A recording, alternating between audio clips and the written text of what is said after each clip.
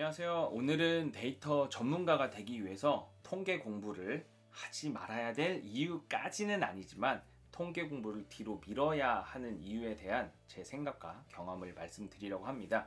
아마 현업에 계신 분들 중에서 데이터 관련된 직무를 하시는 분들은 많이 공감을 하실 것 같고, 또 현업에 계시면서 데이터 관련 직무를 새로 맡게 되실 분이나 이제 이런 업무를 수행하고 계신 분들에게 도움이 될 것 같습니다. 또 어떤 새롭게 채용 시장에 나서서 새로운 입사를 준비하고 계신 분들에게도 큰 도움이 될 수 있을 것 같다고 생각하기 때문에 영상 끝까지 보시면 큰 도움이 되실 것이라고 생각합니다.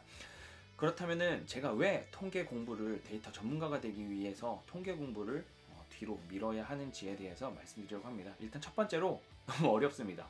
저도 통계 자격증이 몇 개가 있고 통계 공부를 꽤 하긴 했었는데 일단 너무 어렵습니다. 그래서 많은 분들이 데이터 전문가가 되기 위해서 시작하는 그 첫 번째로 뭔가 통계를 생각하시는데 너무 어려워서 데이터는 그냥 막연히 어렵다, 통계는 어렵다라는 생각을 갖고 계십니다. 그래서 저는 사실 이렇게 통계 공부를 어렵게 해서 흥미를 떨어뜨리거나 뭔가 스트레스를 받는 것보다는 차라리 통계 공부 말고 다른 것들을 할 수 있는 게 있기 때문에 이 영상에서 말씀드리려고 합니다.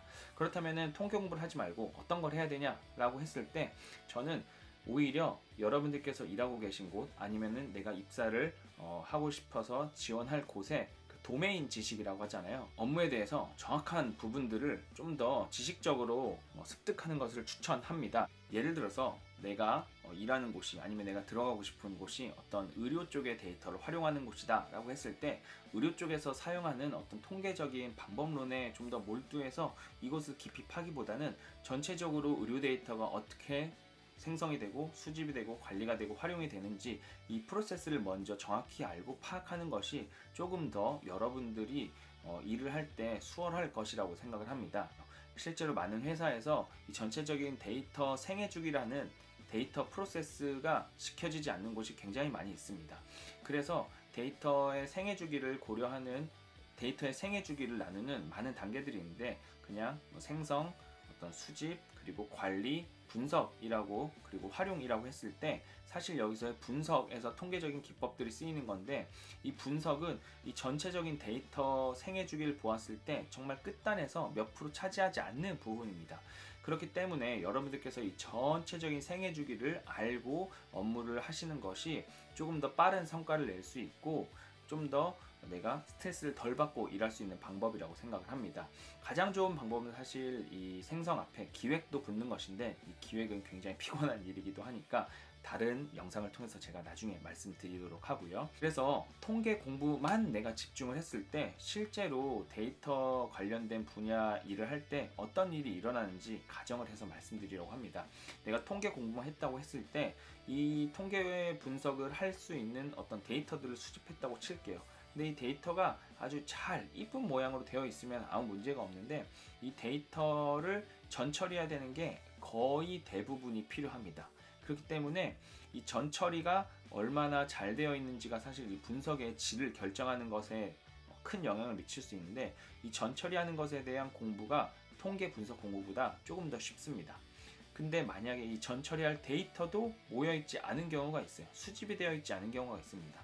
그래서 어떤 수집 프로세스를 만들어 나가는, 여기서부터 이제 업무 영역인데 이 수집 프로세스를 만들어 나가는 게 조금 더 중요할 수도 있습니다.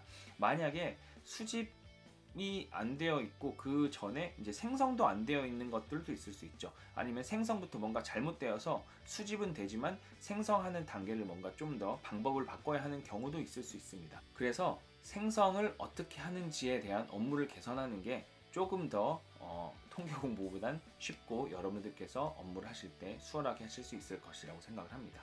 사실 가장 좋은 거는 내가 어떤 분석을 하고 어떤 활용을 하겠다라는 것이 딱 정해져 있었을 때 가장 기획부터 내가 깊이 관여해서 쭉 데이터의 생성과 수집, 관리, 분석, 활용까지 하는 것이 가장 좋겠지만 뭐 이런 것들을 하는 것들이 데이터 전문가의 전반적인 업무 중에 하나라고 생각을 합니다. 그 중에서 이제 분석은 여기에 있는 거고요.